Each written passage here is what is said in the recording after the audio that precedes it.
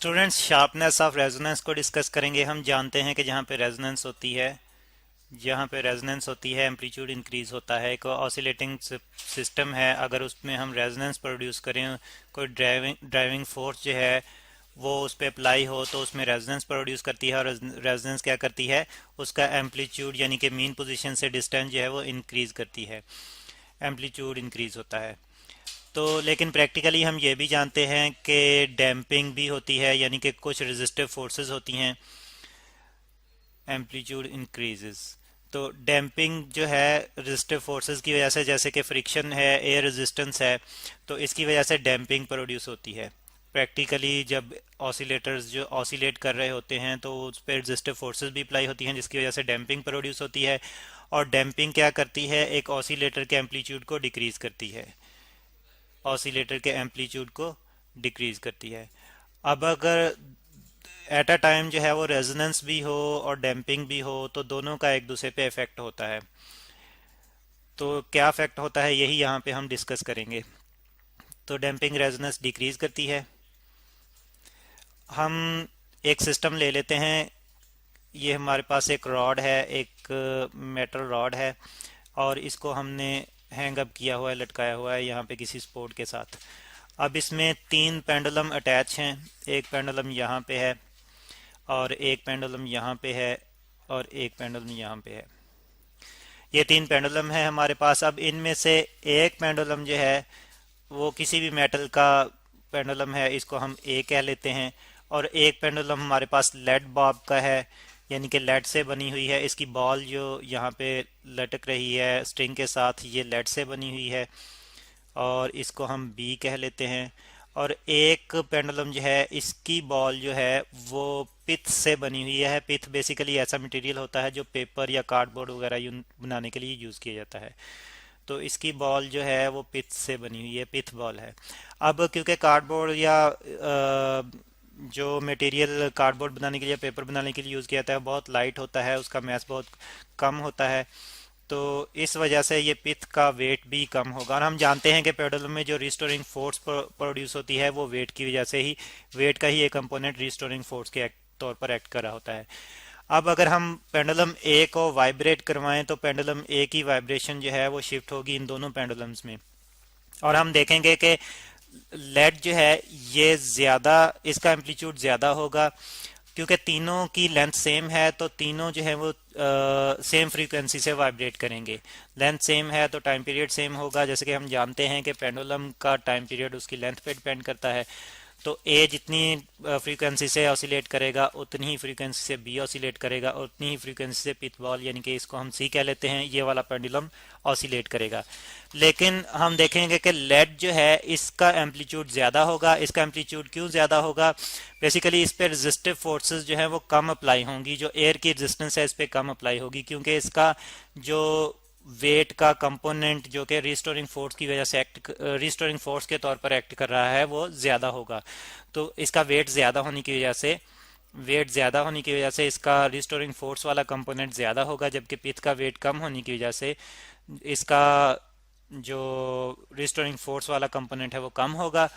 इस वजह से लेड जो है वो ज़्यादा एम्पलीट्यूड से वाइब्रेट करेगा, जबकि पिथ बॉल जो है ये कम एम्पलीट्यूड से वाइब्रेट करेगी। रेजोनेंस दोनों में प्रोड्यूस होगी, लेकिन डैम्पिंग की वजह से पिथ में जो है वो, डैम्पिंग की वजह से पिथ, क्योंकि पिथ पे जो है, पिथ बॉल पे रिस्टोरिंग एयर की रेजिस्टेंस जो है वो ज़्यादा अप्लाई हो रही है, तो इस वजह से पिथ का एम्पलीट्यूड जो है वो कम होगा। तो और डैम्पिंग की वजह से होगा। अगर हम एम्पलीट्यूड और डैम्पिंग को ग्राफ की मदद से समझना चाहें तो हम इसे यहाँ पे एक एम्पलीट्यूड ड्रॉ और फ्रीक्वेंसी के दरमियान ग्राफ ड्रॉ कर लेते हैं। ये एम्पलीट्यूड है वर्टिकल एक्सिस पे, एम्पलीट्यूड, और हॉरिजॉन्टल एक्सिस पे हमारे पास ड्राइविंग फ्रीक्वेंसी है, यानी कि एक फोर्स है जो एक ड्राइविंग फ्रीक्वेंसी अप्लाई कर रही है। यहीं पे जो हम ए पेंडुलम ले रहे हैं इसी की ड्राइविंग फ्रीक्वेंसी जो है वो बी और सी पे शिफ्ट हो रही है। तो इसी को डिस्कस करते हुए यहाँ पे हम लिख लेते हैं कि ड्राइविंग फ्रीक्वेंसी जो है वो हॉरिजॉन्टल एक्सिस पे है। फ्रीक्वेंसी, अब क्योंकि ये ड्राइविंग फ्रीक्वेंसी फिक्स फ्रीक्वेंसी होगी, यहाँ पे उसे हम रिप्रेजेंट कर लेते हैं एफ नॉट से, और ये इंक्रीज हो रही है एम्पलीट्यूड इंक्रीज हो रहा है वर्टिकल डायरेक्शन में। अब हम देखेंगे कि लेड का एम्पलीट्यूड जो है वो ज़्यादा होगा, तो जब ये ज़्यादा होगा तो इसका जो कर्व बनेगा वो कुछ इस किस्म का बनेगा, क्योंकि दोनों के लिए, पिथ के लिए भी और लेड के लिए, यानी कि बी और सी दोनों के लिए जो ड्राइविंग फ्रीक्वेंसी है वो सेम है, तो एक ही पॉइंट पे दोनों का कर्व आएगा। तो फिर हम देखेंगे कि जो लेड के लिए जो कर्व बन रहा है वो शार्प है, यानी कि इसका एम्पलीट्यूड जो है वो ज़्यादा है। ये इस तरह से इसका एम्पलीट्यूड हम रिप्रेजेंट करें, लेकिन अगर पिथ का एम्पलीट्यूड देखें तो इसका एम्पलीट्यूड जो है वो कम होगा, यानी कि इसका एम्पलीट्यूड जो है वो तकरीबन इस तरह से बनेगा।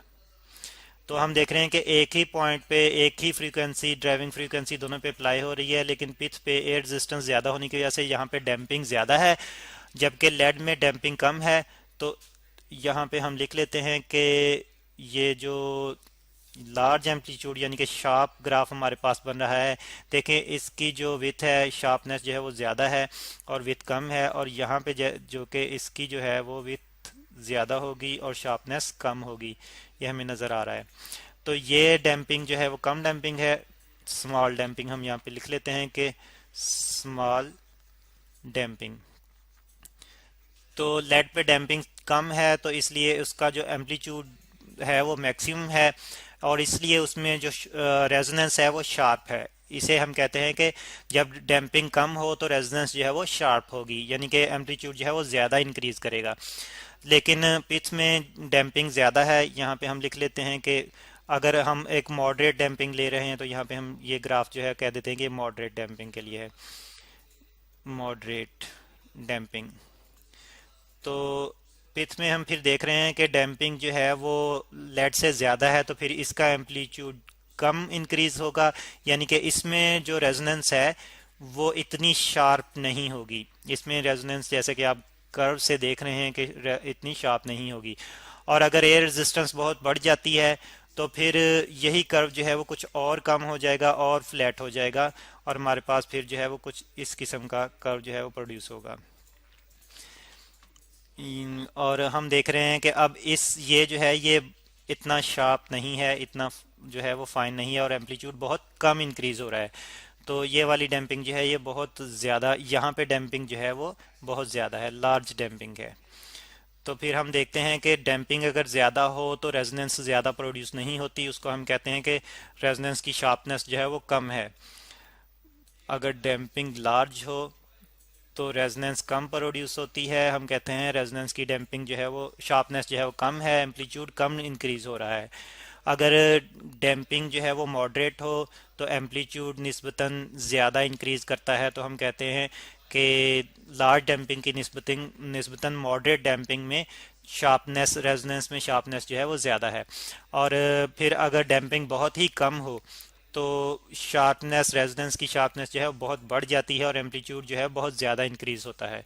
तो और प्रैक्टिकल सिस्टम में हम जानते हैं कि डैम्पिंग और resonance at a time act करती हैं, तो इसलिए जैसे ही हम किसी सिस्टम में रेजोनेंस प्रोड्यूस करवाते हैं तो फिर डिपेंड करता है कि उस पर डैम्पिंग कितनी एक्ट कर रही है, तो उसके मुताबिक फिर रेजोनेंस जो है वो शार्प होती है और एम्पलीट्यूड मैक्सिमम इंक्रीज करेगा।